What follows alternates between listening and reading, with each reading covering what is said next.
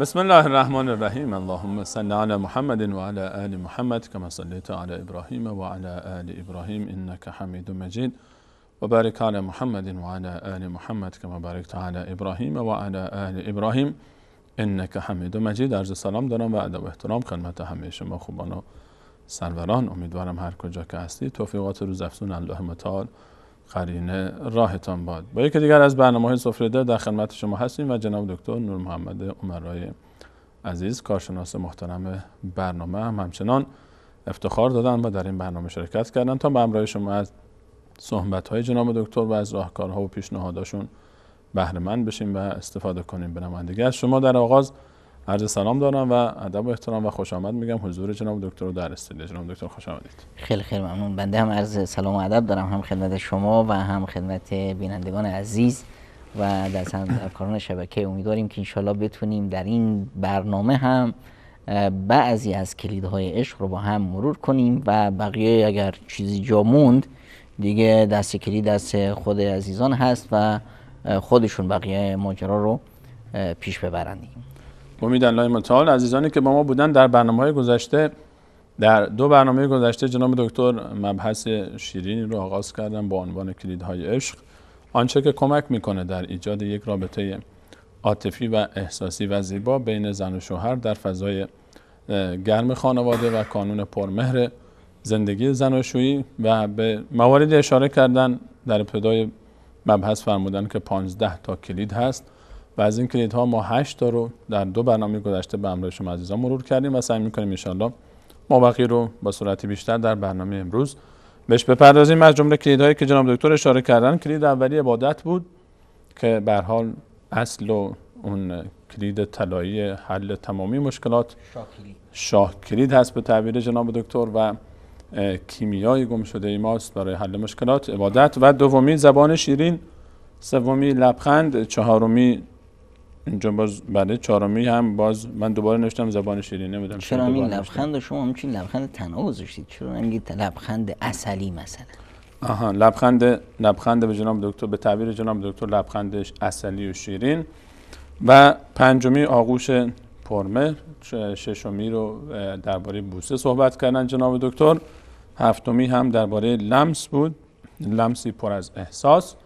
و هشتمی هم گوش دادن خوب، یک گوش ملی برای گوش کردن تمام گلایه ها و شکایت ها، درد دل ها و همدلی های همسر، علل خصوص برای آقایون. کلید نهم و جناب دکتر نور محمد عمرای عزیز.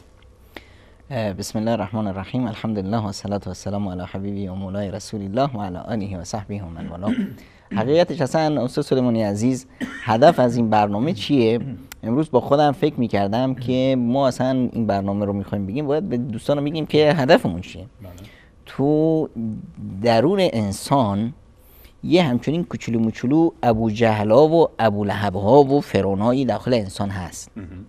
خب البته این حرف بنده نیست، حرف رسول الله صلی الله علیه و سلم است. وقتی که حضرت ابوذر رضی الله عنه در حق حضرت بلال یک اشتباهی ازشون صورت گرفت، پیامبر اکرم صلی الله علیه و سلم به ابوذر نگفتن ابوذر تو جاهلی، فرمودن انک امرؤ فیک جاهلیه.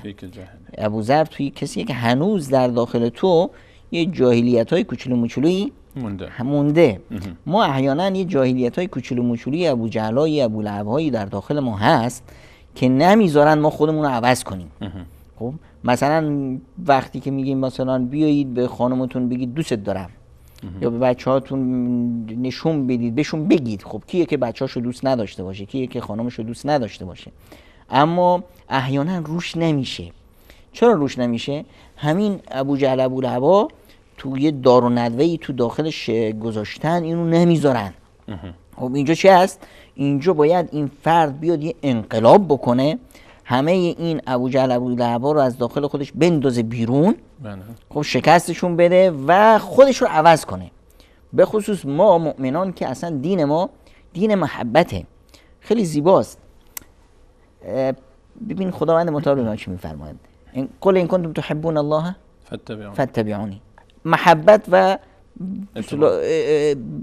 ورزیدن به خداوند منان. بعد آقایون لا تؤمنوا حتی تحبوا، امکان نداره که شما مؤمن باشید مگر اینکه دوست داشته باشید. اولا ادلکم علی شیء اذا فعلتموه تحاببتم. اولا داخل بهشت نمیشید مگر اینکه ایمان بیارید، ایمان دار نمیشید مگر اینکه محبت داشته باشید، محبت پیدا نمیشه مگر اینکه سلام رو در بین خودتون نشکنید. یعنی که حرفای زیبا. خب بعدش نمیدونم خود پیامبر اکرم صلی الله علیه و سلم از پیامبر میپرسن که کی رو از همه بیشتر دوست داری؟ میفرمایند عایشه همسرم. خب میگن خب از مردا چی؟ میفرمایند پدرش. خب این کسی که این همه زحمت کشیده برای اون یه دختر رو تربیت کرده، دو دستی داده در تحویل من، دوستش دارم، این شایستگی اینو داره که دوست داشته باشه. یعنی ما و پیامبر اکرم صلی الله علیه و سلم به ما هم میفرمایند که ایمان شما کامل نمیشه مگر اینی که منو از همه مردم بیشتر دوست داشتید، از پدر مادرتون، از بچه‌هاتون، از الناس اجمعین، از همه مردم. چرا اصلا دوست داشتن در به اصطلاح خون ما مسلمون ها آمیخته است. امکان نداره که انسان مؤمنی باشه و دوست نداشته باشه. دوستی و محبت با خداوند، با پیامبرش، با پدر و مادر، با فرزندان، با خویشان، با عزیزان، با دوست، و اگر کسی رو هم دوست داشتی بهش میگی که انی احبک فی الله، من دوست دارم برای خدا. خب یکی اومد پیش رسول الله صلی الله علیه و سلم فرمودن که یا رسول الله انی احب فلانه، میگه بهش گفتی؟ گفتن نه. برو بهش بگو، بهش بگو که من دوست دارم. خب خود پیامبر اکرم صلی الله علیه و سلم به حضرت معاذ میفرمودند یا معاذ انی احبک فی الله، والله انی لا احبک، والله انی لا احبک، یعنی من خدا من تو رو دوست دارم. خب شاید بینندگان ندونن، من بهشون میگم که همه شما بینندگان رو دوست دارم. یادم نمیاد که من رفته باشم مثلا خانه خدا برای عمره یا برای حج مگر اینکه در اونجا گفتم که برای همه بینندگان به اصطلاح دعا کردم و ابراز محبت و دوستیم رو اونجا اعلام کردم تا خدا من شنیده. خب منم به شما آقای سلیمانی میگم که خیلی دوستت دارم. ما هم شما رو دوست داریم. خواهش میکنم. قربون شما برم. من الهی آمین. خیلی لطف دارید. خواهش میکنم. قابل سوال نداشت. قضیه اینجاست که دین ما دین محبت و عشقه. خب الان این عشق در بین به اصطلاح زن و شوهر، این عشق یه عشق همه عشق اصلا محبت عبادت هست، اما در خانه دیگه این محبت رشد میکنه، میاد به چی میشه؟ عشق میشه، به اوجش میرسه که همون عشق هست، مودت و رحمت هست. خب یکی از کلیداش که نمیذاره، ببینید ما امروزه آقای سلیمانی دنیا پیشرفت کرده، ما با یه دنیای مدرن روبرو هستیم. این دنیای مدرن، اون قدیما مثلا ما محبت و عشقی داشتیم، محبت خاصی داشتیم به این خونه ماست، آی 50 سال عمرمو تو این گذروندم، یا نمیدونم این باغ ماست، آی چه روزایی این باغ داشت. الان این مفاهیم گم شده. چرا؟ چون که اصلا همین من نوعی حالا تا حالا 3 کشور رو عوض کردم، شهرها که جای خودش برای زندگی 3 کشور رو عوض کردم. خونه تا از وقتی ازدواج کردم تا حالا شاید بیش از 10-15 تا خونه عوض کردم. خب فرزندان رو میبینید در یک خانواده یا همسر رو در بعضی از خانواده همسر فقط چی شده، مثلا یک ماشین مثلا همون پرداخت پول است تو بانک‌ها، این قیمتی یه شوهر این شده، فقط شوهر گمه، از خونه فراری است، رفته دنبال کار، امروز در فلان کشور، فردا در فلان کشور، در آخر به اصطلاح سال میاد خونهش، یه هفته ای تو خونه است، تو این یه هفته مواظبه که به اصطلاح مثل همون فقط یه بانکی هست که به اصطلاح آبربانک که به اصطلاح بچه‌ها ازش پول میگیرن، خانمش خودش هم مراعات میکنه که این یه هفته رو خرابش نکنه، بچه‌ها هم یه حالتی اینچنینی شرایط زندگی رو مجبورش شرایط زندگی اینچنینی به اصطلاح برای خیلی‌ها به وجود اومده. اینجا یکی کلیدهای خیلی مهم که هست، کلید پیامک هست، نامه دادن، پیامک دادن. الان البته خب چون که به اصطلاح مدرن هم شدیم، پیامک‌های ما هم مدرن شده. الان تو همون واتساپ ها یه قلبایی میزنن، همینجور توپ توپ توپ میزنه، دوست دارم، آی لاو یو، نمیدونم چی میس یو نمیدونم، اینا خیلی مهمه یادآوری بشه، به خصوص از طرف آقایون، چون که آقایون اولا مشغولن، خب زود هم به اصطلاح سیر میشن. یه بار خانمش بهش روزانه بگه دوست دارم کافیه، برای روزش کامل شارژه.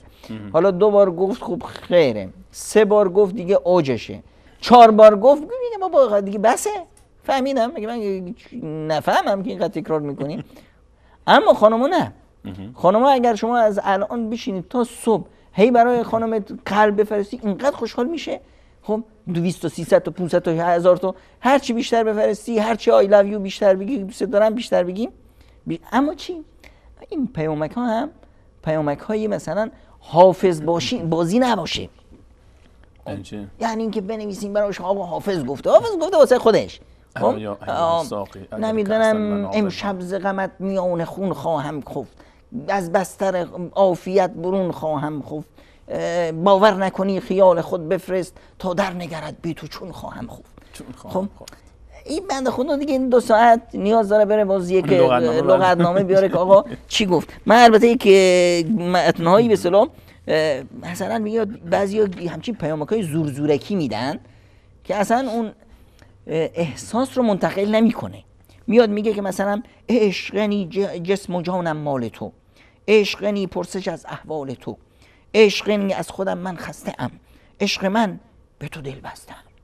سعدی ها بعضی ها مثلا میان میگن فیلسوف بازی میکنن، همچین که مثلا یه متنایی میدن که این متنا واسه ما خوبه که مثلا درس بلاغت میدیم به دانشجوها، بهشون بگیم بله آقا استعاره یعنی چی، تشبیه یعنی چی، کنایه یعنی چی، برای اینا خوبه. اما وقتی برای خانمت مینویسی کنارم که هستی زمان هم دست پاچه میشود، ای بابا عقربه ها 2 تا یکی میپرن، اما همین که میروی تاوان دست پاچگی های ساعت را هم من باید بدهم، لحظه های بی تو من چون خواهم بود.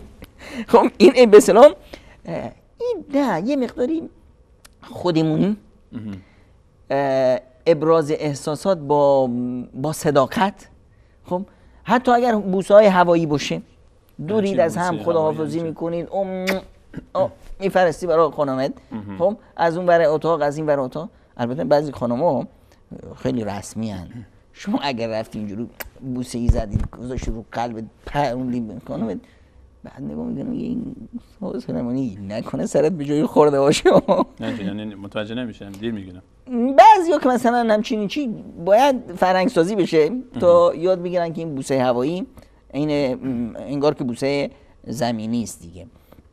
المهم یعنی اینی که ما این پیامک واسه چی هست؟ واسه اینی که یادآوری کنیم که ما هستیم. بیادتم میخوامد. و یه نوع همیشه انسان با چیزایی که محسوس هست لمس میکنه یه مقدار بیشتر انس میگیره.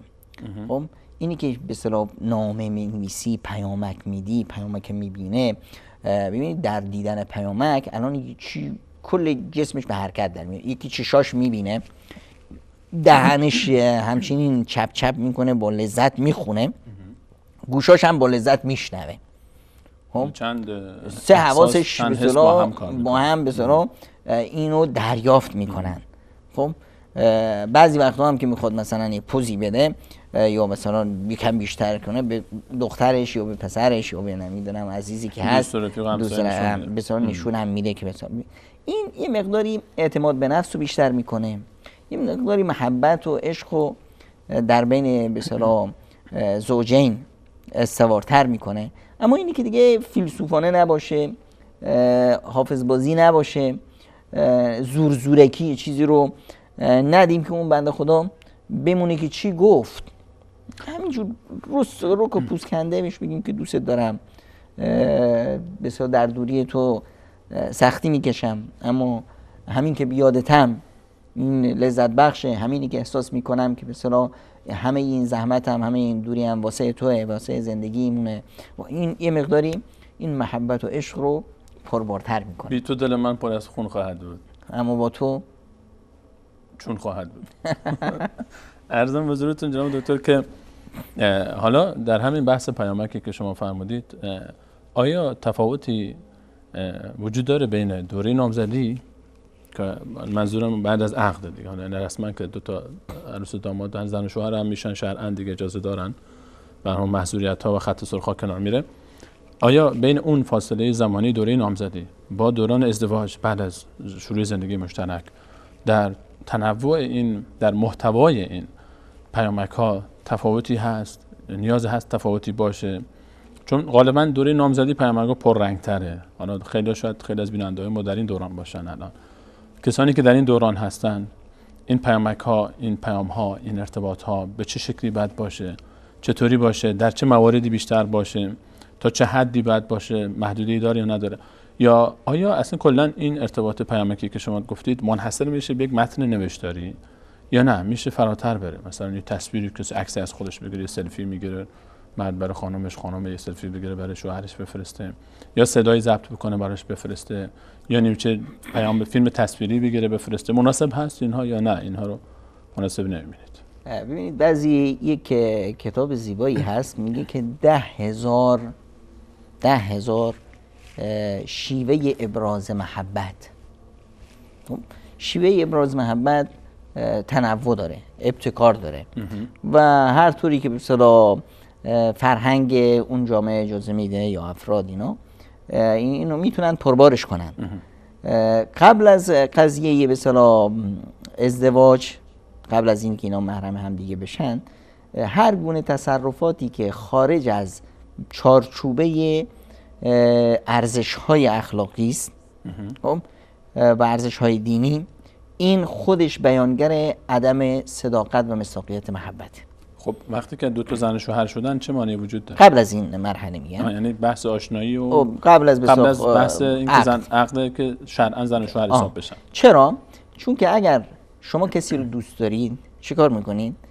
اون محدوده‌ای که مال اون رو مراعات میکنید، احترام میذارید بهش. احترام میذارید. نه من همسایه‌مو دوست دارم اما از دیوار سر میکشم داخل خونه‌شو نگاه میکنم، این دیگه نشد محبت و نشد صداقت. یعنی محبت صادقانه نیست. صادقانه نیست. این مثلا یک انسانی هست که میخواد، اسمش محبت اما شهوتی است. کیه که به اصطلاح خواستگارش رو نخواد، یا اون کسی که میخواد باش ازدواج کنه، همه میخوان. اما وقتی که به اصطلاح چارچوب ارزش ها رو ما به اصطلاح میشکنیم، یعنی اینی که من براش قیمتی، براش ارزش قائل نیستم. خب الان عقد شد. بعد از عقد دیگه اینجا چی؟ اینجا اون چارچوب ها نیست. اینجا من و تویی وجود نداره. اینجا ما شدیم. در فضای ما دیگه هر گونه ابراز محبت مانعی نداره. اما یه چیزایی باز هست، یه چیزایی هست که به اصطلاح ما رو در خطر میندازه. به چه معنا؟ به معنای اینی که مثلا من دانشجویی داشتم از دختر خانم‌ها، موبایلشو گم کرده بود و خیلی پریشان بود و گریه میکرد و اینا.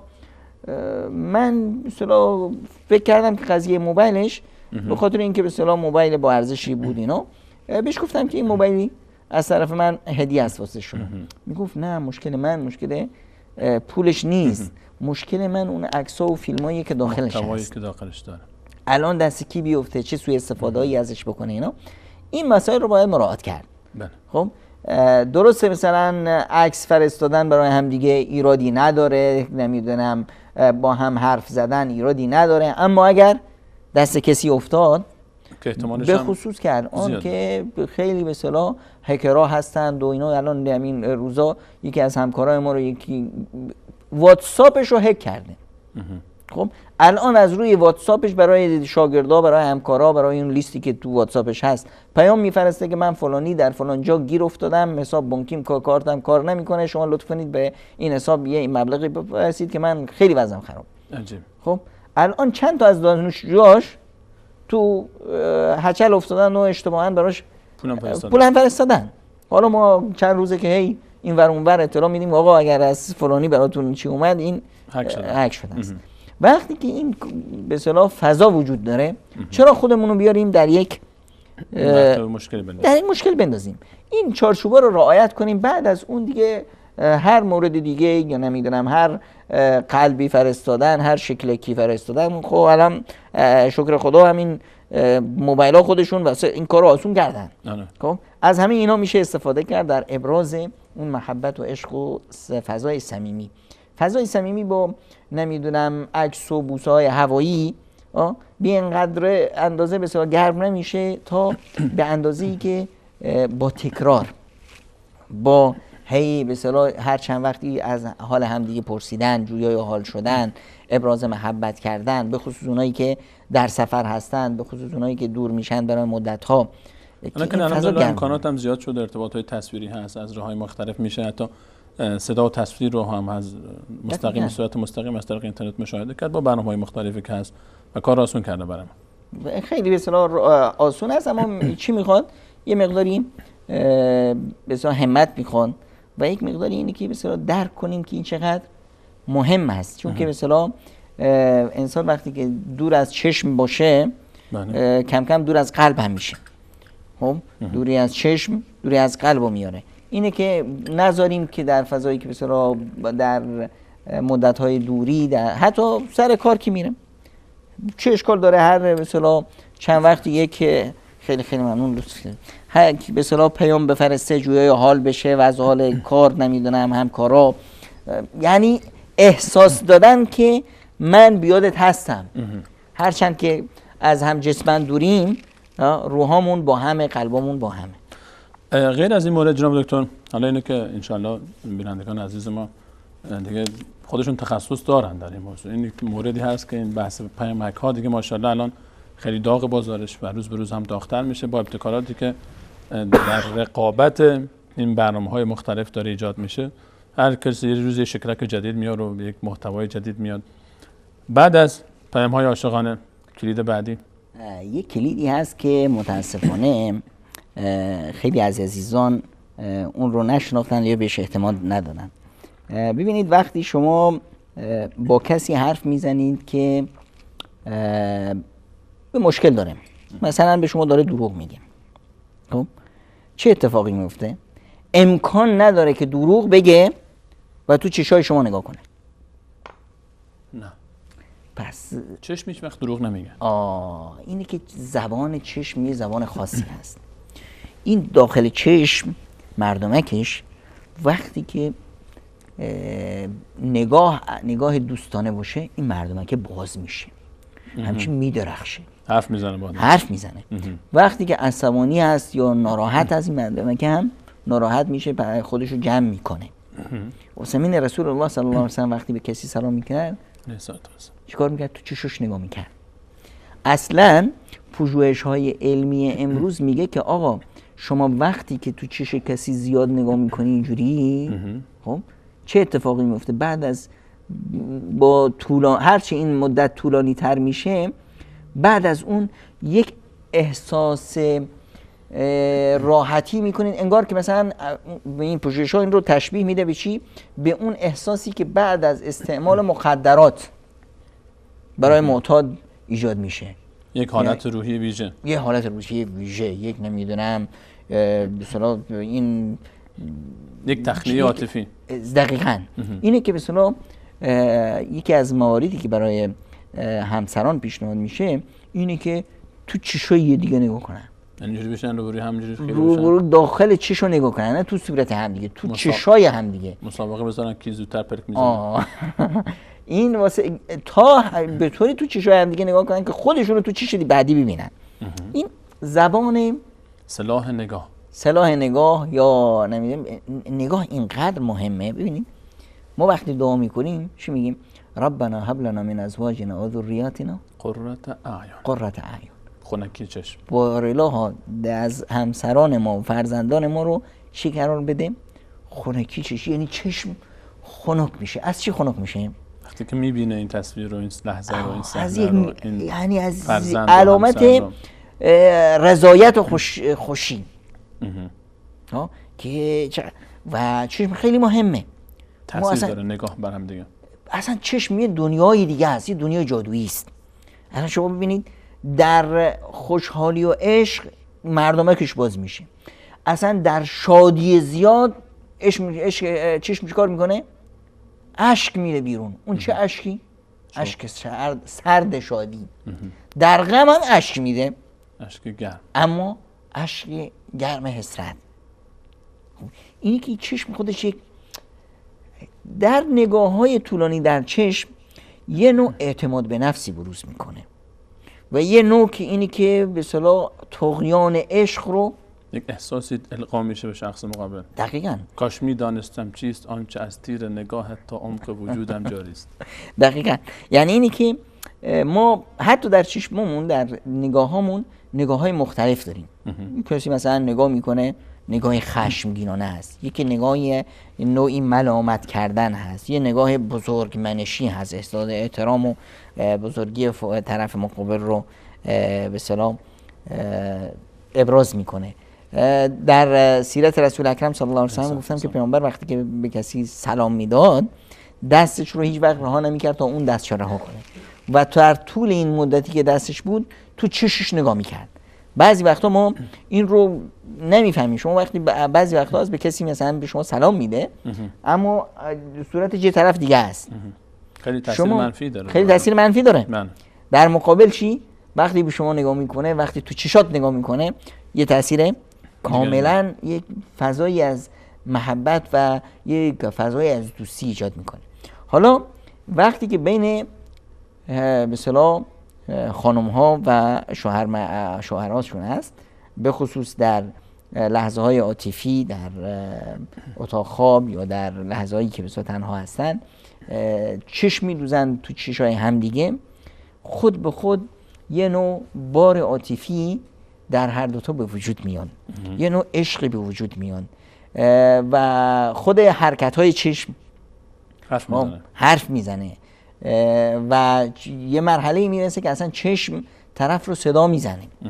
خب به اصطلاح لحظات به اصطلاح عاطفی یا طغیان عاطفه، چشم نقش بسیار کلیدی خواهد داشت و این کلیدی بسیار حساس و مهم است. و جناب دکتر جالب هم هست که ما خیلی وقتا خودمون وقتی که صحبت میکنیم غالبا به چشم شخص مقابل نگاه نمیکنیم. حالا شاید بینندگان عزیزم تجربه کرده باشید این مورد رو، میشه راحت تجربهش کرد. ما وقتی که کسی صحبت میکنه داریم بهش نگاه میکنیم، ظاهرا به صورتش هم داریم نگاه میکنیم، داریم به لباش نگاه میکنیم. یعنی غالبا ما به بخش دهان، حرکات دهان نگاه میکنیم، به چشم نگاه نمیکنیم. اگر این رو منتقل بکنیم نگاهمون رو از قسمت دهان و لب به چشمهای شخص مقابل، احساس میکنیم خودمون هم که حتی صحبت کردنمون هم در طرف مقابل تأثیر بیشتری خواهد داشت، هم نگاه اون به ما گوش کردن اون هم تأثیرش بیشتر خواهد شد. دقیقاً. اینی که بسیار شما میفرمایید که به لبا نگاه میکنن، این کار ناشنواست که طرف نمیشنوه لبخونی میکنه. غالبا ما داریم این کار میکنیم. این کار اشتباهه. اشتباهه که اصلا ما لباش رو نگاه میکنیم، یه دندوناشو میخوایم. البته که قبلا در لبخند برای ما مهم هست، خب نه اونطوری که بعضیا فکر میکنن که دندوناشون عورت هست و نمیخواد که دیده بشه، اما لبخند جای خودشو داره.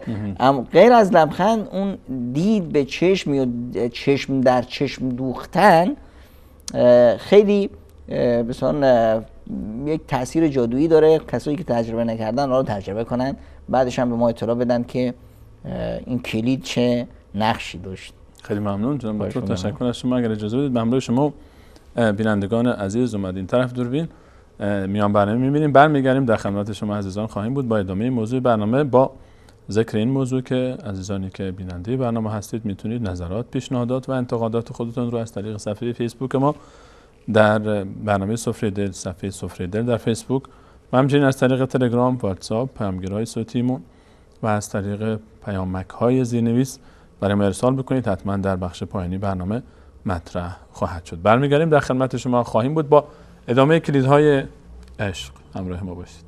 سلام.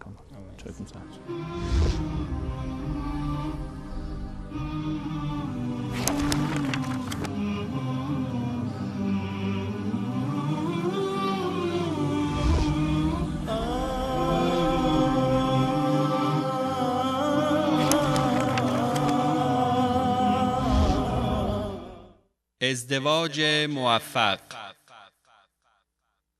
عن أبي هريرة رضي الله عنه عن النبي صلى الله عليه وسلم قال: تنكح المرأة لأربع: لمالها ولحسبها وجمالها ولدينها، فاظفر بذات الدين تربت يداك. در صحیح بخاری حدیث شماره 5090 و صحیح مسلم حدیث شماره 1466 ابو هریره رضی الله تعالی عنه روایت می کند که پیامبر صلی الله علیه و آله و سلم فرمودند: زن به خاطر 4 چیز نکاح می شود. یکی به خاطر مال و ثروتش، دیگری به خاطر نسب و نجابتش و آن یکی به خاطر زیبایی و جمالش و یا به خاطر دین و ایمانش. پس زن دیندار را انتخاب کن تا سعادت واقعی نصیبت گردد. آداب همسرداری. عن أنس رضي الله عنه قال: من السنة إذا تزوج الرجل البكر على الثيب أقام عندها 7 وقسم، وإذا تزوج الثيب على البكر أقام عندها 3 ثم قسم. در صحیح بخاری حدیث شماره 5214 انس رضی الله تعالی عنه روایت می کند: از سنت پیامبر صلی الله علیه و آله و سلم است که وقتی انسان دوشیزه‌ای را بر زن بیوه قبلی خود بگیرد 1 هفته پیش او بماند. بعد از پایان 1 هفته باید وقت خود را بین زن جدید و قدیمش تقسیم کند، ولی اگر زن بیوه‌ای را بر زن دوشیزه قبلی خود بگیرد 3 شب پیش این عروس بیوه باقی بماند و بعداً وقت خود را بین آنان تقسیم کند. عن عطاء رحمه الله قال: حضرنا مع ابن عباس رضي الله عنهما جنازة ميمونة رضي الله عنها بسرف، فقال ابن عباس رضي الله عنهما: هذه زوجة النبي صلى الله عليه وسلم، فإذا رفعتم نعشها فلا تزعزعوها ولا تزلزلوها وارفقوا، فإنه كان عند النبي صلى الله عليه وسلم 9، كان يقسم ل8 ولا يقسم ل1. در صحیح بخاری حدیث شماره 5067 و صحیح مسلم حدیث شماره 1465 عطا رحمه الله نقل می کند: با ابن عباس رضی الله تعالی عنهما بر جنازه ام المؤمنین میمونه رضی الله تعالی عنها همسر پیامبر صلی الله علیه و آله و سلم در محلی بین مکه و مدینه به نام سرف حضور داشتیم. ابن عباس رضی الله تعالی عنهما فرمود: وقتی که جنازه او را بلند کردید به آرامی و احترام آن را بلند کنید و آن را تکان ندهید و به احترام و متانت با آن رفتار کنید، همانطوری که در زمان حیاتش نسبت به او احترام می کردید. همانا پیامبر صلی الله علیه و آله و سلم 9 زن در نکاح داشتند که نسبت به 8 نفر از ایشان با نوبت و تقسیم وقت رفتار می کردند، ولی 1 نفر از ایشان نوبت نداشت. ام المؤمنین سوده بنت زمعه رضی الله عنها نوبت خود را به عایشه صدیقه رضی الله تعالی عنها بخشیده بود.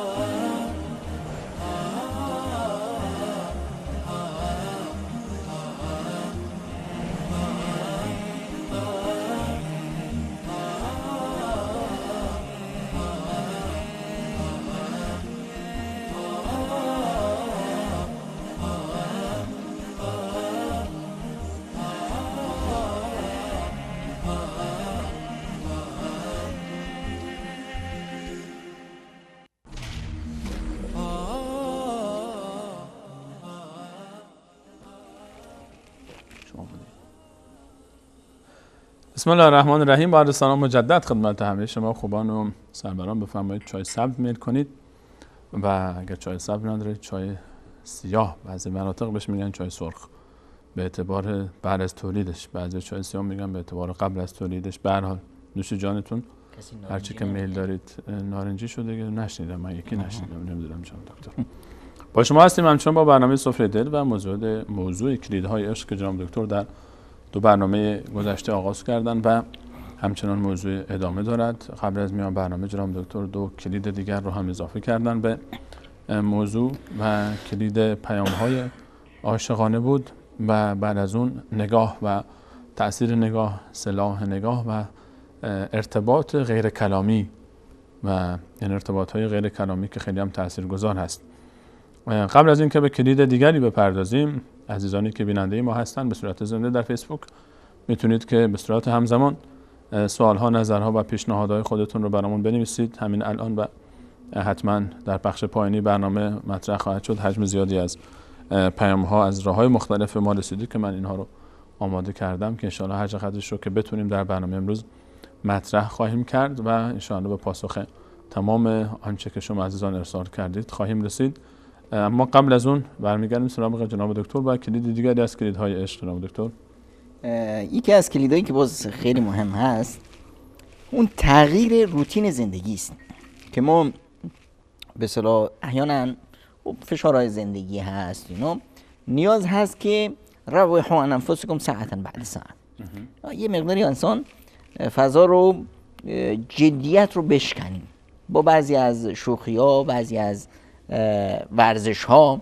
تصور کنید که رسول اکرم صلی الله علیه وسلم با اون همه مسئولیتی که داشتن، با اون همه کاری که داشتن، بعضی وقتا میرفتن در یک جایی بسا باز با همسرشون مسابقه میدادن. مسابقه چی؟ مسابقه 2 میدانی.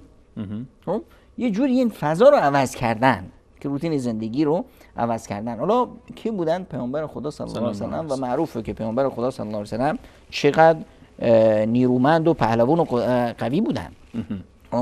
که میگن که زور 40 مرد رو داشتن. خب این پیامبری که با این قدرت هست با همسرشون مسابقه ماراتون نمیدن.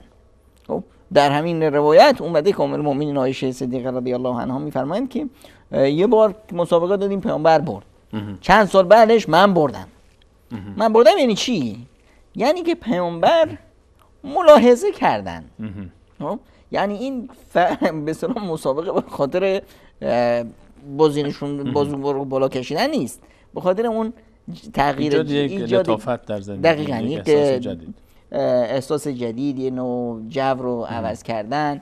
بعضی وقتا به اصطلاح جوک تعریف کردن، مثلا این جوکی که شما قبل از برنامه تعریف می‌کردین چی بود؟ اون حکایت مورچه‌ها 3 تا مورچه بودن که خیلی بی‌مزه بود. من از بی‌مزگیش خندیدم. به هر حال بعضیا نیاز هست که حداقل یه جوکی حالا بگیم. حالا اگر احیانا هم خانمتون یه جوک گفت، هدفش چی بود؟ هدفش اینه که منو بخندونه. حالا اگر هم بی‌مزه بود مثلا این جوک شما، باید خندی. بی‌مزگیش باید خندید. نه به خود نشون ندید که زرا بی‌مزه بود. یا بعضی وقتا هست که خانم‌ها حواس پرت میشن، یه جوکو برای بار 10 تعریف میکنن. دیگه تو تعریف کردن، تو شروع کردن، دیگه شما اینجوری نگو که پخش 10شه. خب پخش 4، پخش 10. خب تکراری بود. تکراری بود اینا. نه بذار تا حرفش تموم بشه. ذوقش نپریم. بعدش هم بزنی یه خنده که چقدر خرج داره. خب بعضی وقتا هست که خانم‌ها، به خصوص خانم هم وقتی من مشغول میشم یه چیزی میپرسه، میگه که مزد دهان تو هم میدم. خب یعنی اگر نتونستی حالا به خاطر مزد دهان هم که شده یک لبخندی بزن. همونجا که بی‌مزه شما تا الان تو ذهن من هست که آقا سلیمانی قبل از برنامه گفتن، من یکی برام فرستاده بود، من همینجوری نقلش کردم دیگه. آقا چی بود؟ 3 تا مورچه بودن. از اولی پرسیدن پشت سر همراه میرفتن، از اولی پرسیدن که مثلا پشت سر چند نفره؟ گفت 2 تا. چند تا مورچه؟ از دومی پرسیدن که پشت سر چند تاست؟ گفت یکی. سومی پرسیدن پشت سر چند تاست؟ گفت 2 تا. گفتن آقا چطور میشه؟ گفت آقا این چیزی دیگه خودتون خسته نکنید، دروغ گفته. خب حالا بی‌مزه است، واقعا هم بی‌مزه است، اما دیگه چه زوری داره که آدم بگه واقعا جالب بود.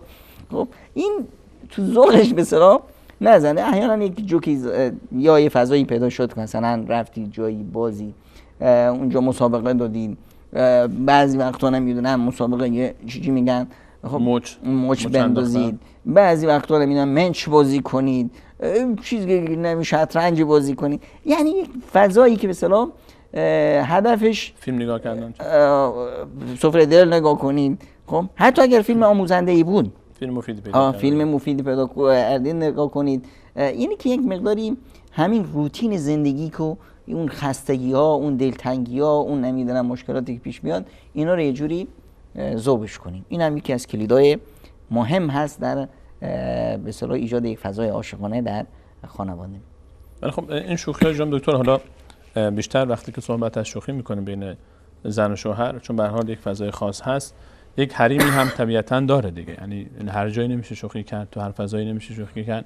و آیا هر زن و شوهری میتونن مثلا در هر فضای شوخی بکنن، مخصوصا جایی که مثلا زن و شوهر توی خانواده با هم زندگی میکنن، با دیگران زندگی میکنن، بعضی برادرها با هم زندگی میکنن مثلا، و به هر حال عروس‌ها هم اونجا هستن، تو این فضا رفت آمد شد بیشتر هست. آیا این فضا اجازه میده به این نوع شوخی ها یا نه؟ ما در مورد کلید عشق بین زن و شوهر میزنیم، نه کلید عشق در خیابون. خب یک محدودیت هایی هست و یک احتراماتی هست که باید این محدودیت ها نباید شکسته بشه، به خصوص در خانواده هایی که به اصطلاح مشترکاً زندگی میکنن. خانه تنگ، امکانات نیست، یه اتاقی دادن مثلا به این زوجین. خب در اونجا هم برادر شوهرای برادر یا خواهر خانم‌ها اینا هستن، باید اینا مراعات بشه. چرا؟ چون که این فضا بسیار فضای حساسی هست و شیطان بیشترین مانور رو میتونه اینجا داشته باشه. خب که به هر حال شک بندازه، وسوسه بندازه در قلب شوهر یا در قلب خانمش که مثلا یه فضایی هست که نامحرم توش هست. این رو باید مراعات کرد. خود پیامبر اکرم صلی الله علیه و سلم وقتی که مثلا حضرت جابر رو تشویق کردن، گفتن هلا بکرن تدعیبها و تدعیبک. یعنی که به اصطلاح ازدواجی که میکنید با هم شوخی کنید، به اصطلاح بتونید به اصطلاح حتی تشویق کردن وقتی که میخوای ازدواج کنی یه زنی بگیر که به اصطلاح ودود باشه، یه زنی که زود باش خوب بگیری. اصلا از صفات مؤمن رسول اکرم صلی الله علیه و سلم وقتی صفات مؤمن رو بیان میکنیم، صفات مؤمن اینه که مؤمن همچین قرط خشک نیست، برج زهرمار نیست، 6 من اصلا نمیشه خوردش. بعضی وقتا هست که ما گمان میکنیم، این یک تصور بسیار ابلهانه است که وقتی گمان میکنیم که مثلا اگر من همچین خودمو قرط بگیرم، همچین برج زهرمار بشم در فضای دانشگاه، در فضای خانواده، در فضای نمیدونم محیط اطراف، من برای خودم یک شخصیت کذایی میسازم. من خیلی خوشم اومد، یه تقریبا 2-3 ماه پیش بنده خدای زنگ زد که ما میخوایم بیایم با شما ملاقات کنیم. اینا اومدن، من احساس کردم اینا همچین بیچاره‌ها انگار که رفتن پیش ملک الموت. افراد خیلی محترمی بودن و نشستم، ما دیگه من فضا رو شکستم با شوخی، با استقبال، با اینا. بعدش میگه آقا دکتر اجازه از این چیزی بگم؟ گفتم که بفرمایید 10 تا بگید. گفت ما حقیقتش 3 نفر نیستیم، ما 6 نفریم. خب 3 نفر دیگه‌تون کو؟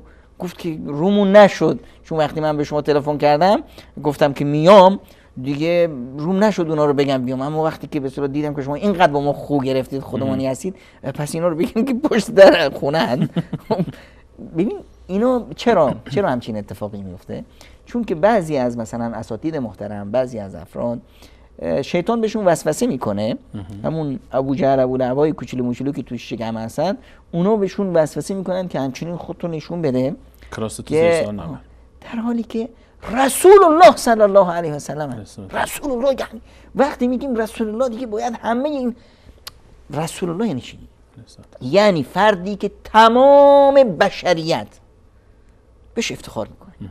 منی که بشرم، فقط بشرم، حالا هر کی میخواد باشه، مسلمون یا غیر مسلمون، اگر بخواد بگه که من انسانم کلاس بذاره، میگه که آقا در بین ما انسانها محمد مصطفی بود. صلی الله علیه.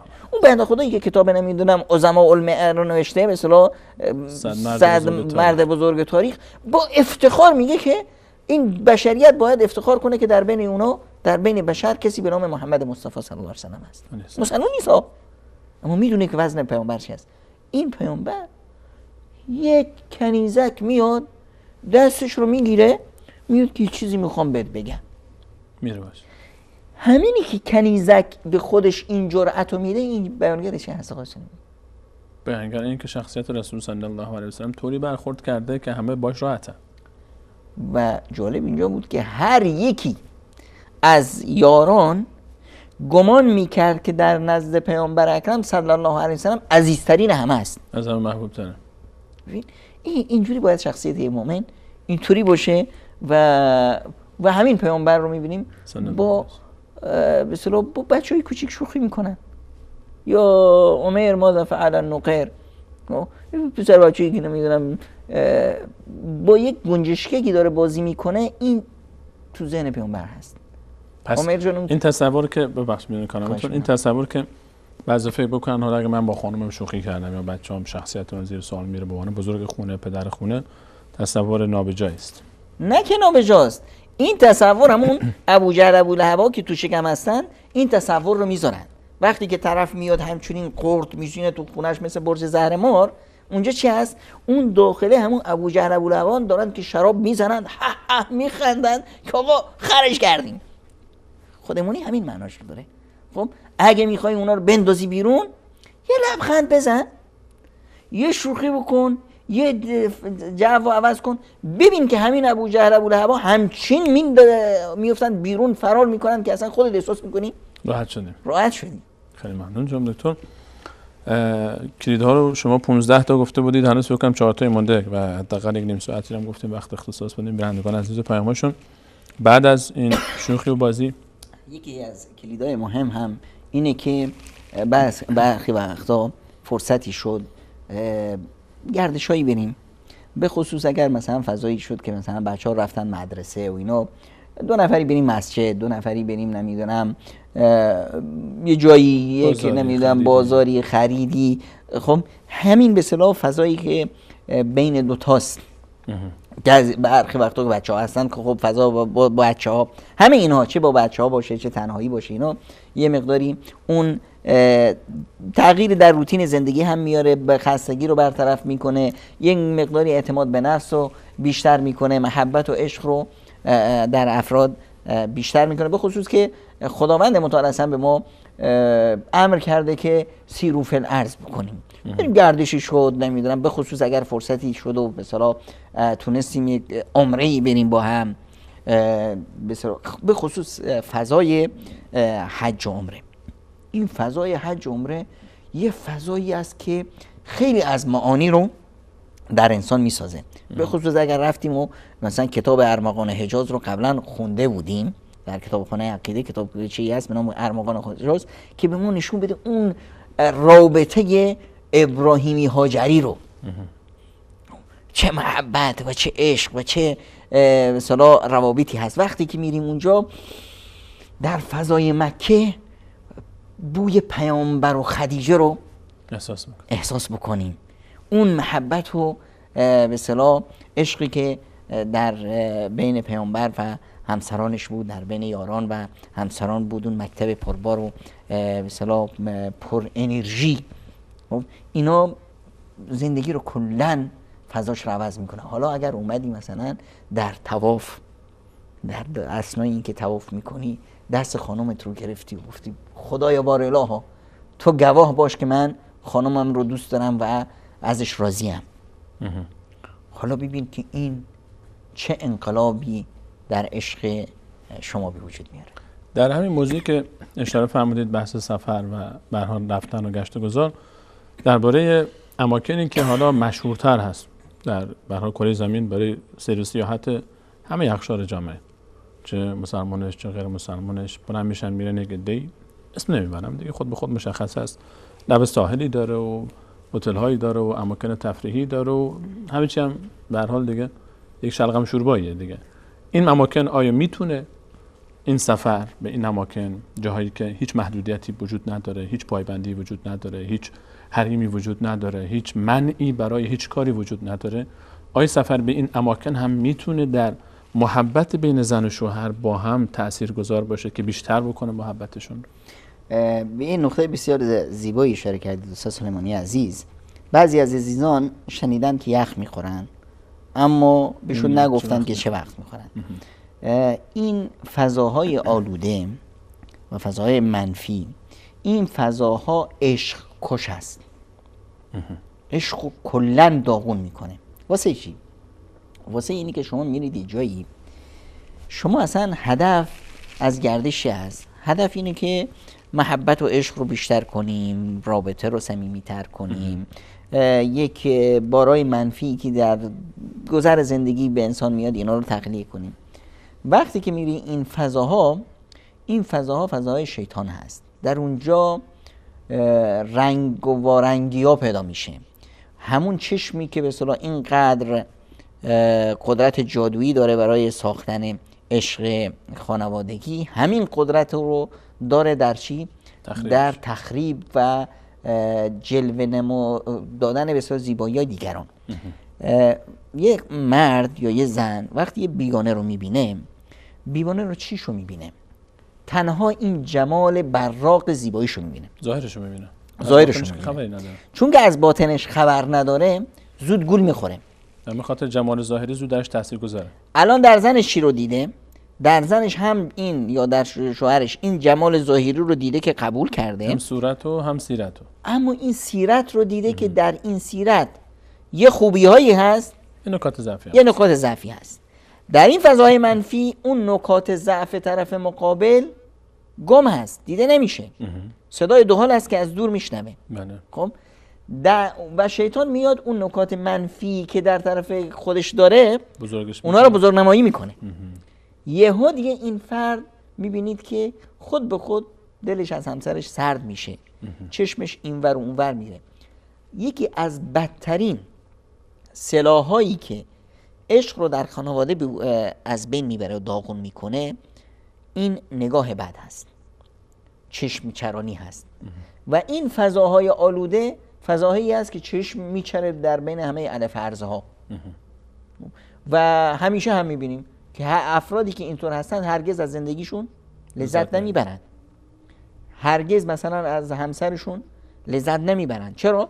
چون در ذهنشون یک ملاکه های دیگه ای به اصطلاح ساخته میشه، یه نقاشی های دیگه رو شیطان اونجا به اصطلاح نقش میبندونه. این از هیچ از رابط عاطفیش هم لذت نمیبره. لذت های خیالی در ذهنش هست که فکر میکنه اونها رو باید بهش برسه و نمیرسه. دقیقاً.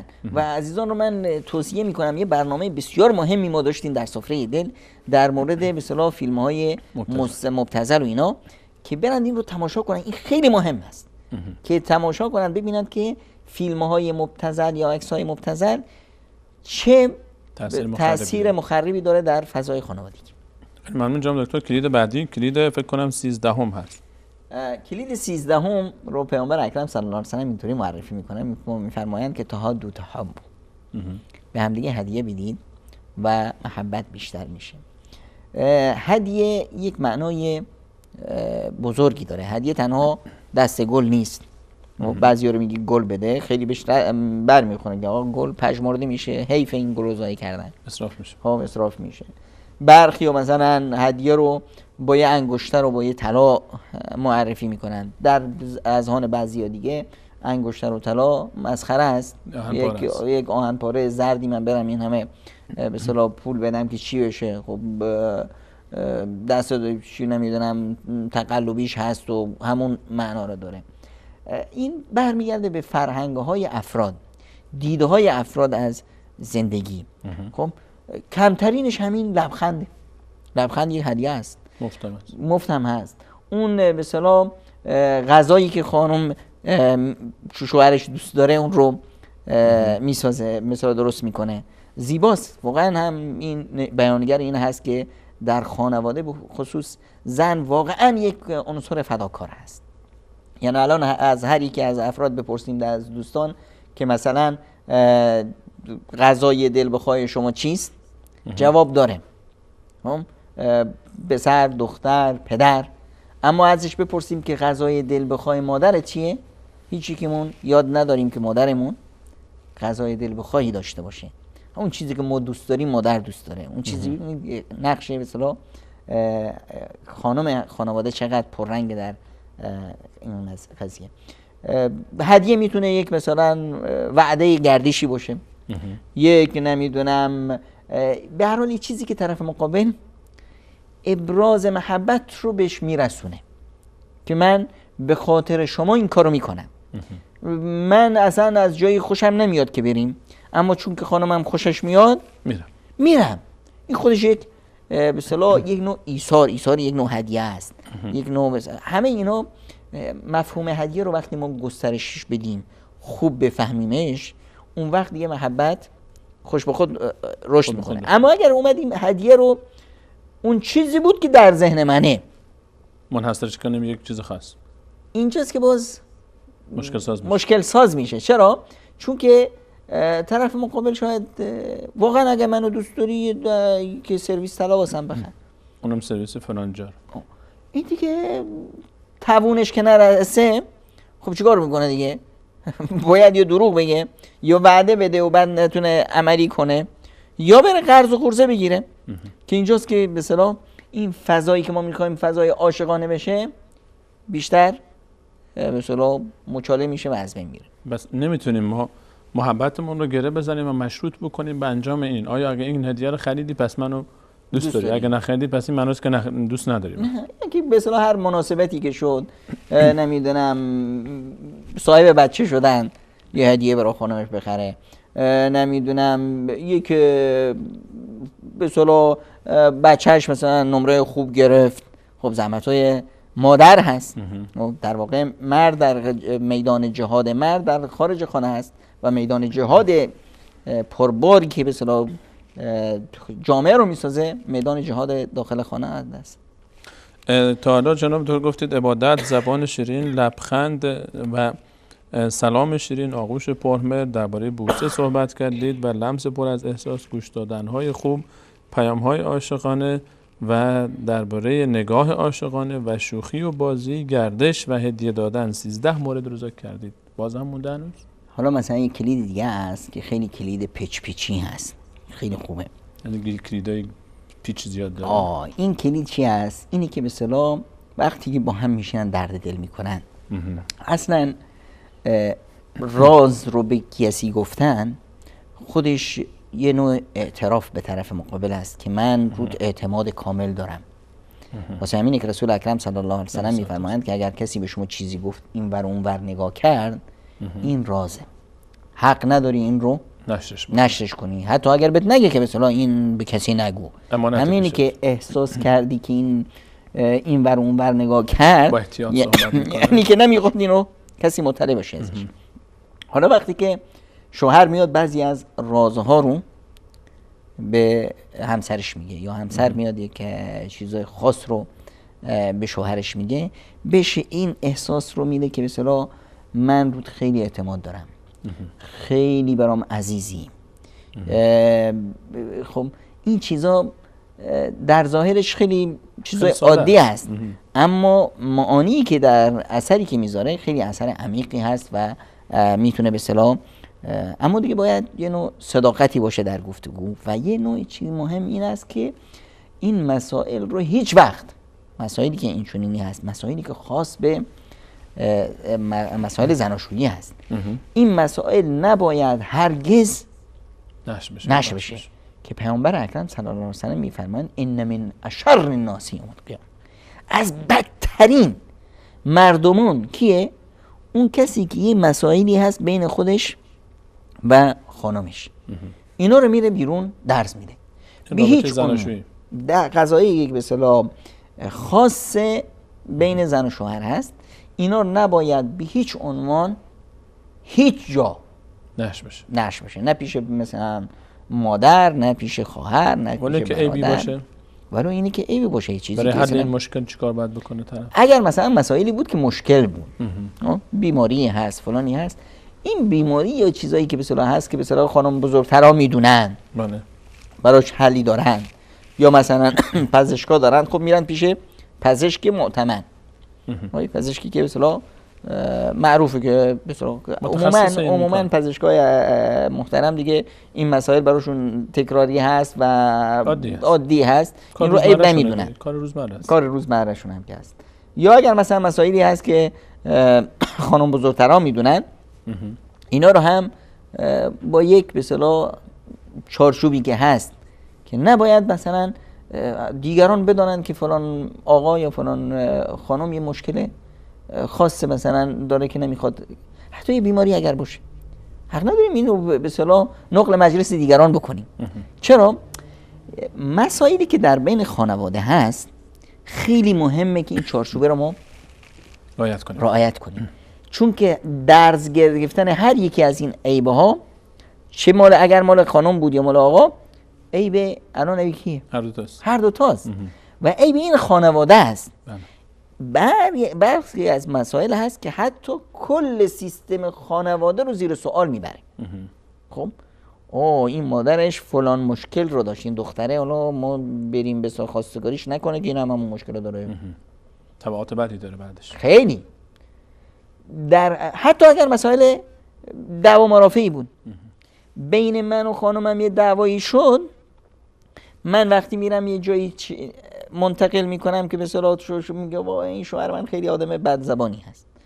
این بدزبانیش چی بود؟ یه روز بود بنده خدا عصبانی بود، یک چیزی از دهنش در رفت اونو.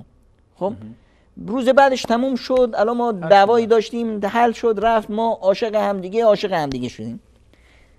اما مردم دیگه این رو نگه نمیدارن. من خودم آوردم بیرون، الان تو به اصطلاح تو دهن مردم افتاد که بدزبان هست، یک کلاغ 40 کلاغ شد، 20 سال بعد این ضربه میزنه به من. خب میخوام دخترمو به اصطلاح ازدواج بدم یا میخوام پسرمو ازدواج بدم، میرم یه جایی میگن که این فرزند این ما شنیدیم که خیلی بدزبانه، فرزند بدزبانه، پس به اصطلاح دختر بهش ندیم یا ازشون دختر نگیریم. این مسائل رو باید همیشه مراعات کنیم. آیا ارتباط رابطه زن و شوهر با هم و اعتمادشون به این معناست که هر رازی که شوهر داره بعد زن بدونه و هر رازی که زن داره بعد شوهر بدونه، یا نه نیازی نیست که همه اسرار همدیگر رو خبر بشن؟ احیانا خانمی گله میکنه شوهر من برخی از موارد از من مخفی میکنه، یا شاید آقا این مسئله رو از گله از خانمش داشته باشه. ببینید یه رازهایی هست که چون که راز هست، اگر من از به اصطلاح نتونستم تو دندونای خودم نگه دارم، دیگه نباید انتظار دارم دیگران نگهش داشته باشن. قضایی که هست مثلا اشتباهاتی اگر شده قبل از ازدواج، این اشتباهات بین بنده است و خداش، جاش فقط در سجده توبه است و هیچ نه مردی نه زنی به هیچ عنوان حق ندارن این مسائل رو با غیر از با خداشون با کسی دیگه در میان بذارن. هیچ شوهر و حتی همسر، نه شوهر نه همسر نه پدر نه مادر نه امام مسجد نمیدونم نه ولی و نه امامزاده و نه، اینو همش بین بنده است و خداش.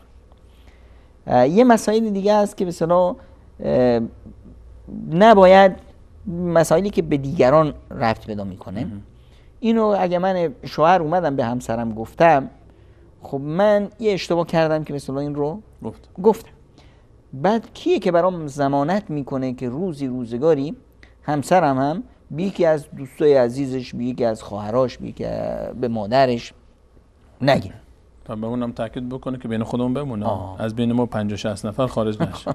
اینجی که شد نه، یه مسائلی هست که راز که وقتی میگیم قضای شخصی خودمون که به اصطلاح اگر مثلا همسرم بخواد درس بده، خودش هم ضربه میخوره. این مسائل خودمونی، یه چیزایی که به اصطلاح نشون، فقط هدف چی هست؟ هدف این نیست که من یه رازی رو بگیرم از یه صندوق در بیارم تو صندوق دیگه بذارم. هدف اینه که به طرف مقابل این احساس رو بدم که من اعتماد کامل رو دارم، بین من و تو رازی نیست، من و تو یکی. این هدف اینه که به اصطلاح اون به اصطلاح عاطفه رو، احساس رو پررنگش کنیم.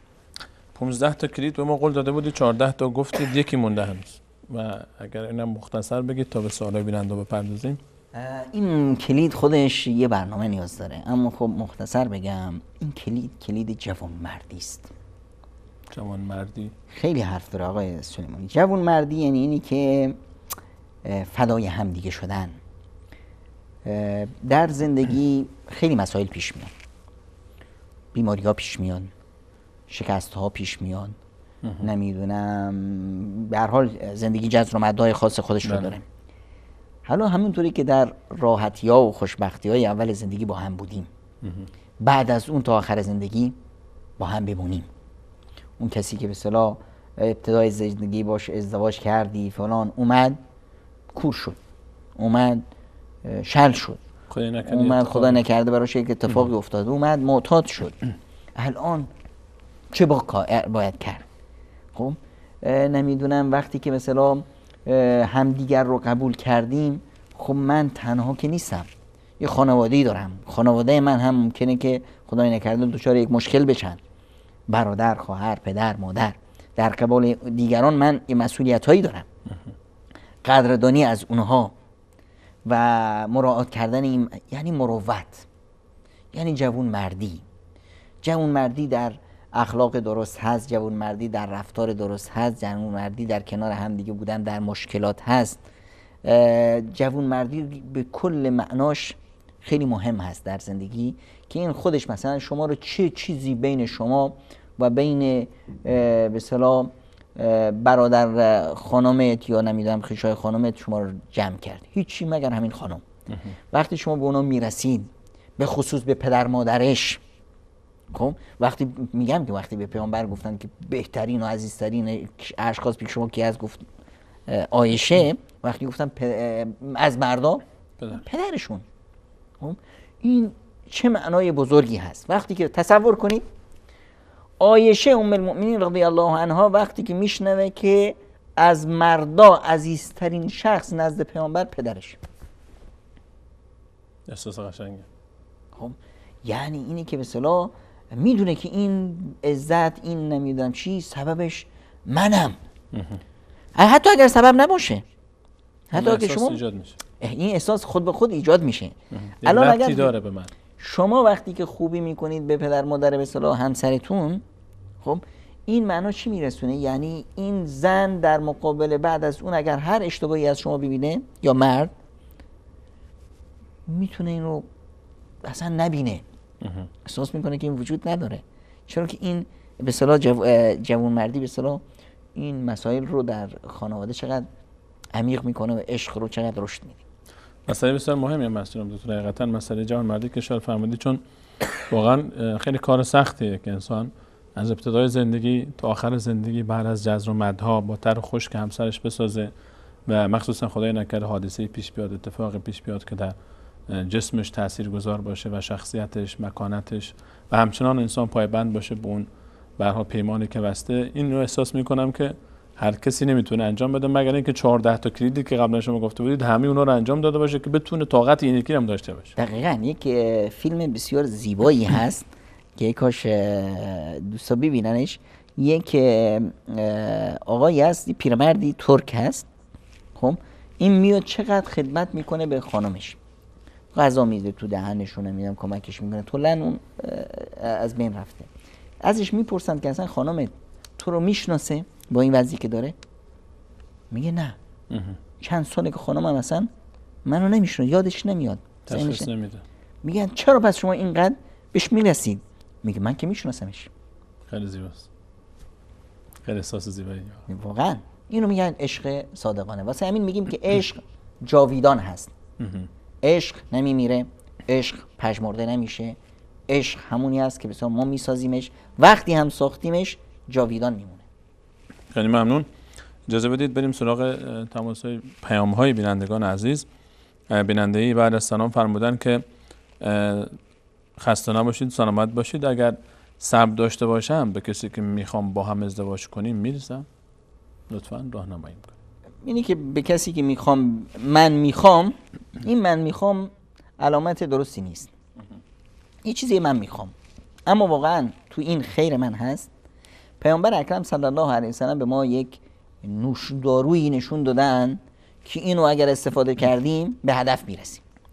یک دعایی هست به نام دعای استخاره و صحابه رسول الله صلی الله علیه و سلم میفرمودند که پیامبر اینقدر روی این دعا تاکید میکرد، مثل آیات قرآن که تاکید میکرد روی این دعا تاکید میکرد که آقا وقتی چیزی میخوای 2 رکعت نماز استخاره نفل میخونی، بعد این دعا رو میخونی که اللهم انی استخیرک بعلمک و استقدرک بقدرتک. این دعا رو حفظ میکنیم، میخونیم، از خدامون مشوره میخونیم. اون وقتی که دیگه اگر اون چیز به نفع ما بود، توش حکمتی بود و به نفع ما بود، حتما رابطه بین بنده است و خداش، خداوند اون رو میسر میکنه بهش خواهی رسیم.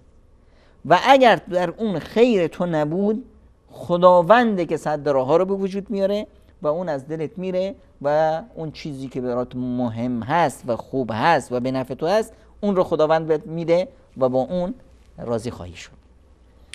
تشکر از شما. بیننده دیگری پرسیدن تو برنامه سفره دل مهمترین چیزی که نگفتید اینه که به زور دختران رو به زور مجبور به ازدواج با کسی که نمیخواهند میکنن. شاید دختر کسی دیگری رو میخواد، خیلی سخته با کسی که نمیخوای ازدواج کنی و عشقت جلوی چشات باشه، مخصوصا کسایی که از کودکی نامزد بودن. اصلا کار درستی نیست، چون دختر مجبوره برای حفظ آبروی خودش با کسی که نمیخواد ازدواج بکنه و سالها نامزدش بوده. لطفاً در این باب هم توضیح بدید. ببینید عزیزان گل، یه واقعیت رو با هم مرور کنیم و اون اینی که اولا اینی که دختری رو به عقد کسی دیگه در میارن، من اینو قبول ندارم. بله فشار هست، اما حرف نهایی مال دختر هست.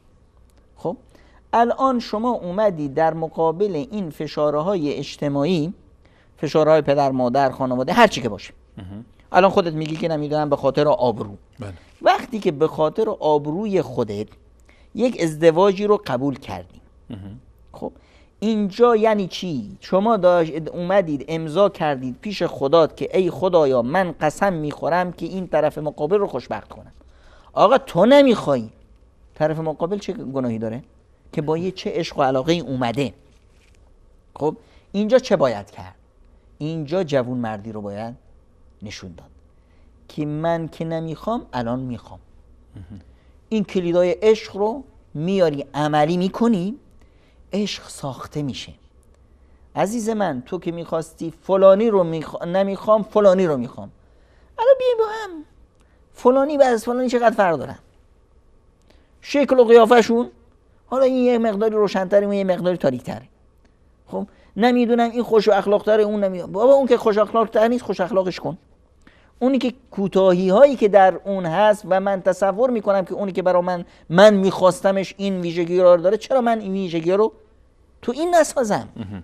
من که اومدم به خاطر یک نوع مسائلی یک نوع تنازلی رو کردم، الان قبول که کردی، خب قبول زور، این جلوی این زور و فشار کمر خم کردی، یعنی اینی که اینو قبول داری.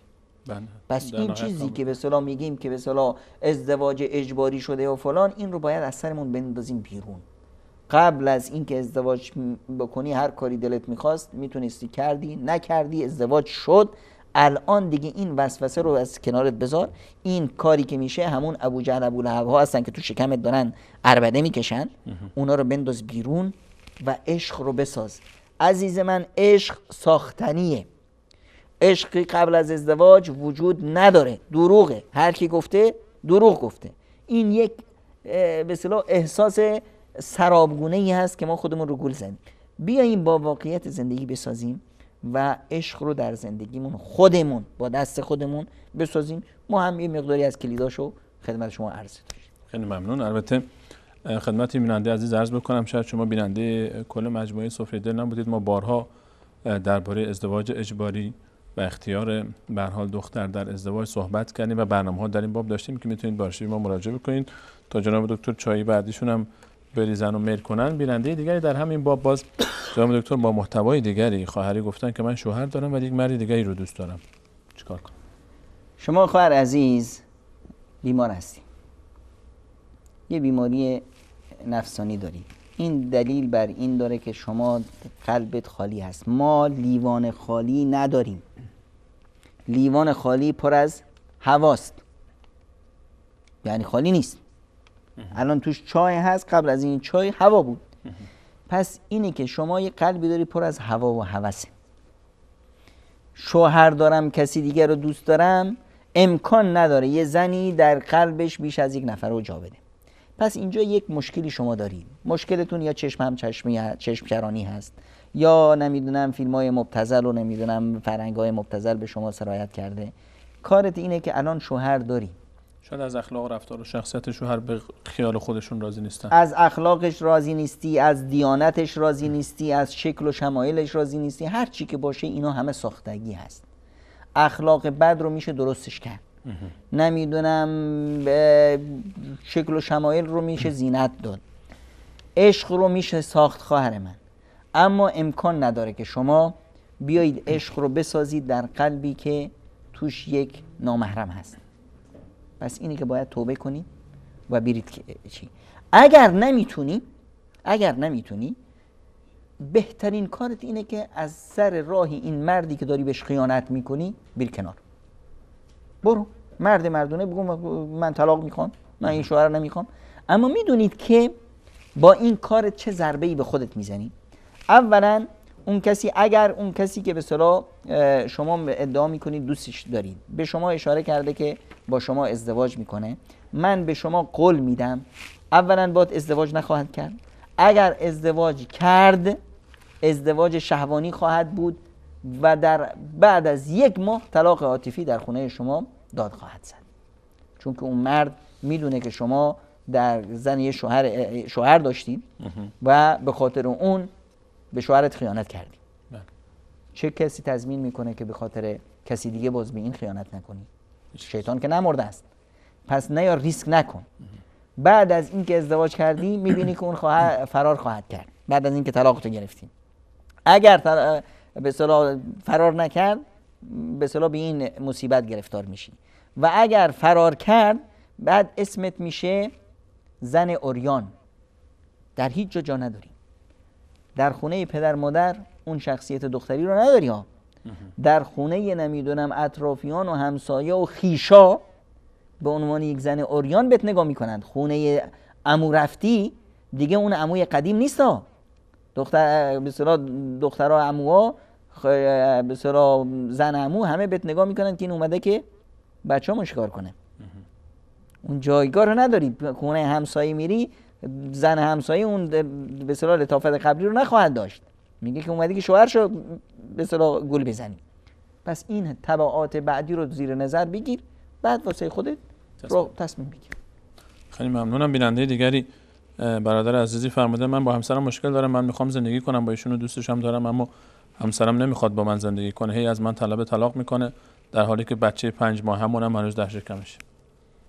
ببین عزیز من، اولا یک چیزی رو که خانم‌ها باید نظر داشته باشن، زنی که بدون هیچ بهانه درستی، بدون هیچ دلیل درستی از شوهرش درخواست طلاق کرد، این روز قیامت نه این که بهشت نمیره، بوی بهشت که از سالیان سال دور مسیر به مشام میرسه به مشام این خانم نخواهد رسید.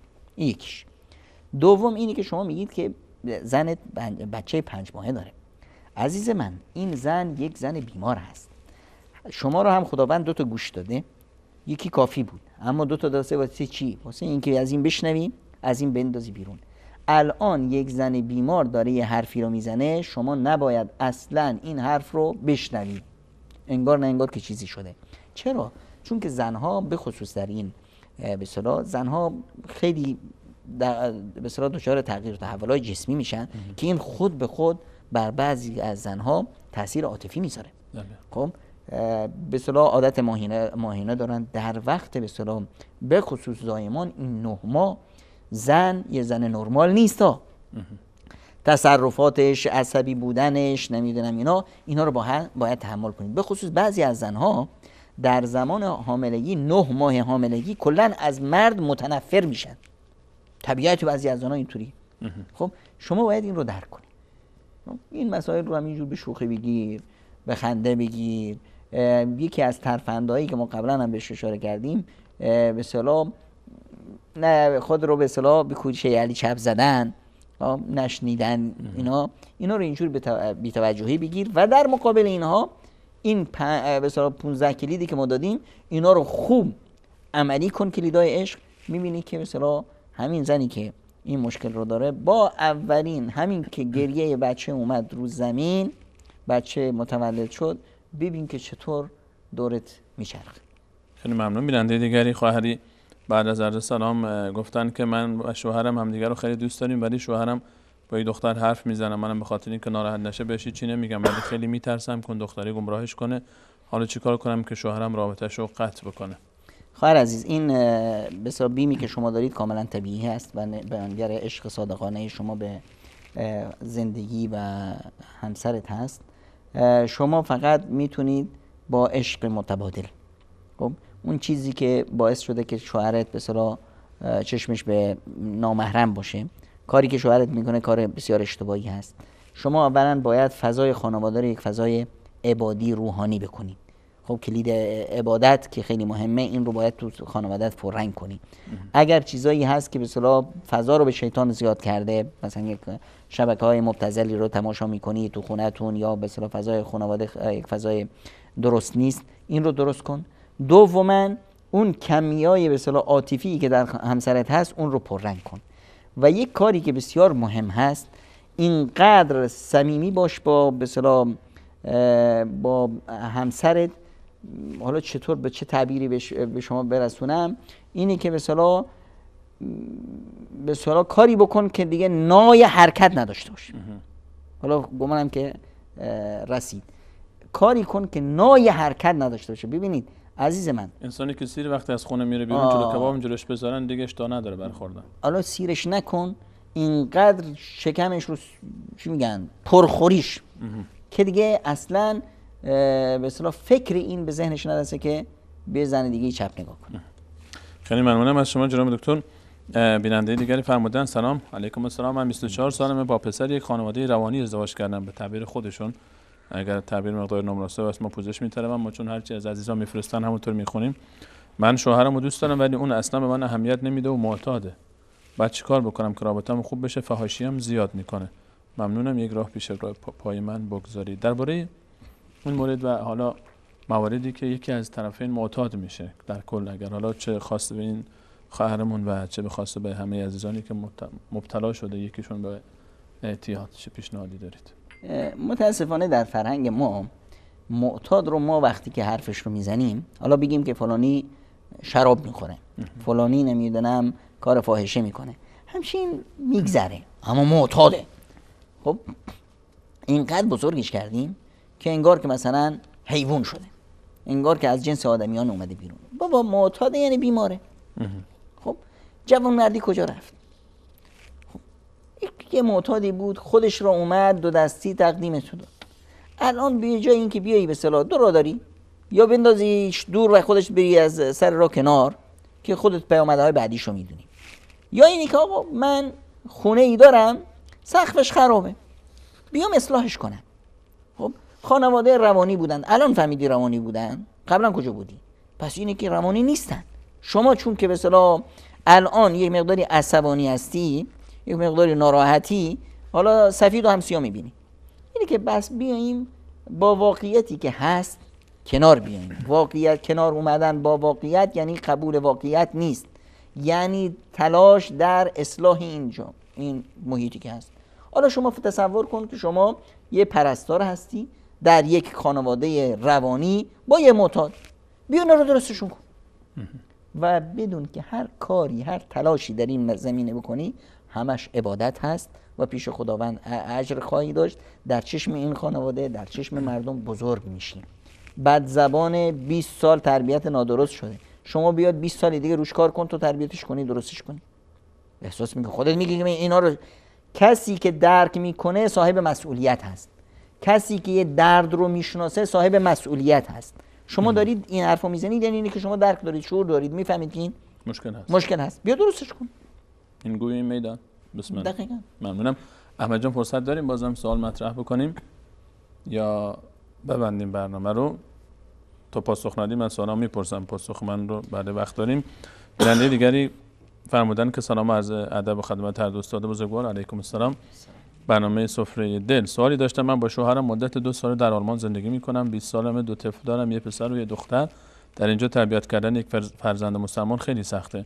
شوهرم میگه من چند تا بچه دیگه هم میخوام، ولی من قبول نمیکنم، میگم 2 تا بسه، همینها رو خوب تربیت کنیم کافیه، ولی قبول نمیکنه. هم این که من خودم سنم کمه برام سخته و هم این که میخوام درس بخونم. به نظر شما آیا ما نیاز داریم بچه بیشتری داشته باشیم؟ و تشکر از برنامه زیبا و دلچسب. خواهر عزیز، چند تا اشتباه دارید شما اینجا میکنید. اولا اینی که معنای زندگی مشترک رو درک نکردید. اینی که شوهرت میگه که بچه بیشتر میخوام، شما میگید که سنم کمه. هر چه سنت کم باشه و بچه بیشتر بیاری، اولا صحتت حفظ میشه، جوونیت حفظ میشه. خب شما دقیقاً ببینید تشبیه قرآن کریم برای یک زندگی مشترک چی هست؟ زن مثل یک باغ هست و مرد مثل یک کشاورز. خب نساؤکم حرث لکم. یک باغ هست و یک کشاورز. این باغ هرچه بیشتر میوه بده، این زمین هرچه بیشتر ثمر بده، زمین حاصل خیزتری میشه، پربارتر میشه، جوون میمونه. میوه نده تبدیل میشه به شوره‌زار. ببینید خانم هایی که 1 یا 2 تا یا 3 تا فرزند آوردن، ببینید چه زود پیر میشن. خانم هایی که من یه خانمی رو سراغ دارم 12 تا فرزند داره، الان شما ببینیدش دختراش پیرتر از خودش معلوم میشن، چون دختراشون راه مادر رو نرفتن. فرض تو الان فرضو به خاطر چی؟ به خاطر اینکه این باغ پرثمری هست. اینی که شما میگید در یک جایی هستم و بهانه تربیت هست، این یک اشتباهی که شما فکر میکنید. چرا؟ تربیت فرزند اول خیلی مشکله. بله. تربیت فرزند دوم از اول ساده تر است. چرا که در تربیت اول شما 3 نفر بودی، 2 نفر بودی با 1 نفر. الان 3 نفرید.